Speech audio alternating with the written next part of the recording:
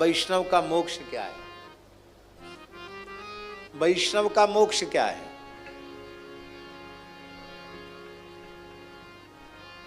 मरने के बाद वाला मोक्ष है क्या? मरने के बाद यही परंपरा है, मर्यादा है कि उसको स्वर्गीय लिखा जाता है। पर पक्का पता है कि स्वर्ग में गया है? नरक गया हो तो? भले ही पापी से पापी मनुष्य मर जाए तो भी उसको स्वर्गीय लिखा जाता, नारकीय नहीं लिखा जाता है।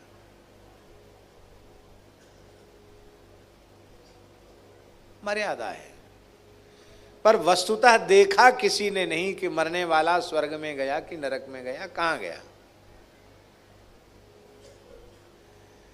इसलिए मरने के बाद मिलने वाला मोक्ष, उसमें कोई पक्का निश्चय नहीं है।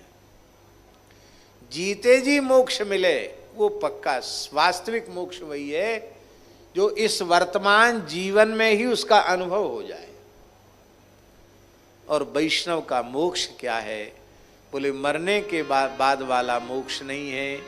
वैष्णव का मोक्ष है संतों के बीच में बैठकर भागवत चरितामृत सुधा का पान करके तृप्त होना, पुष्ट होना, यही वैष्णव का मोक्ष है।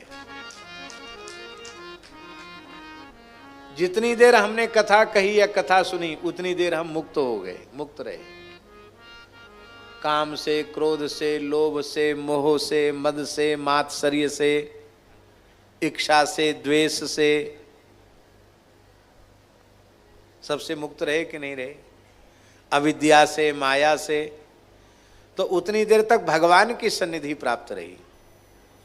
और भगवत रस ऐसा प्राप्त हो जाए जैसा सुखदेव जी को हुआ, जैसा सनकादिकों को हुआ, जैसा नारद जी को हुआ, तो आधे क्षण के लिए भी हम बंधन में नहीं रहेंगे। अहर्निश भगवत रस में डूबने के कारण हम मरने के बाद मुक्त नहीं, जीते जी मुक्त हो जाए। इसलिए गोस्वामी जी ने विनय पत्रिका में कहा, को जाने को जई है जमपुर, को सुरपुर पर धाम को, तुलसी मोहि भलो लागत, जग जीवन राम गुलाम को। कौन किसको पता है कि को जाने को जई है जमपुर, को से मरने के बाद यमलोक जाना पड़ेगा। कौन स्वर्ग जाएगा? बोले इसकी परवाह छोड़ दो, जीते जी जानकी नाथ जी के गुलाम हो जाओ, उनके सेवक हो जाओ, उनके शरणागत हो जाओ, जग जीवन राम गुलाम को।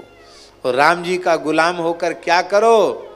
बोले ममोत्तम श्लोक जने सुसख्यम, संसार चक्रे भ्रमतस्व कर्म भी, त्वन्माययात्मात्मजदारगे, स्वासक्त चित्तस्य न नाथ भूयात्।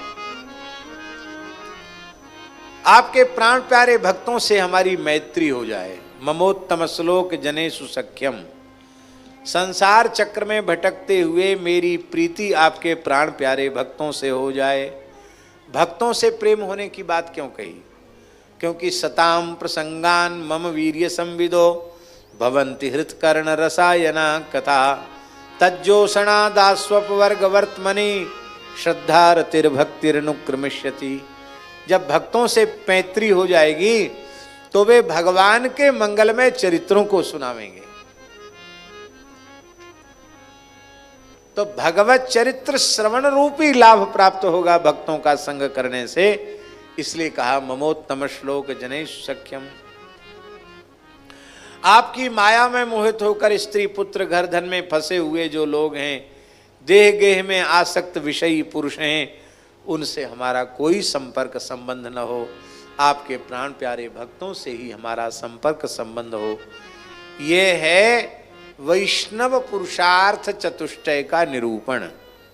ऋषि वल्लभाचार्य चरण का ये भाव है कि वैष्णव का पुरुषार्थ चतुष्टय वो वृत्त चतुश्लोकी में वर्णित है। पहले श्लोक में वैष्णव का धर्म, दूसरे श्लोक में वैष्णव का अर्थ, तीसरे श्लोक में वैष्णव का काम और चौथे श्लोक में वैष्णव का मोक्ष।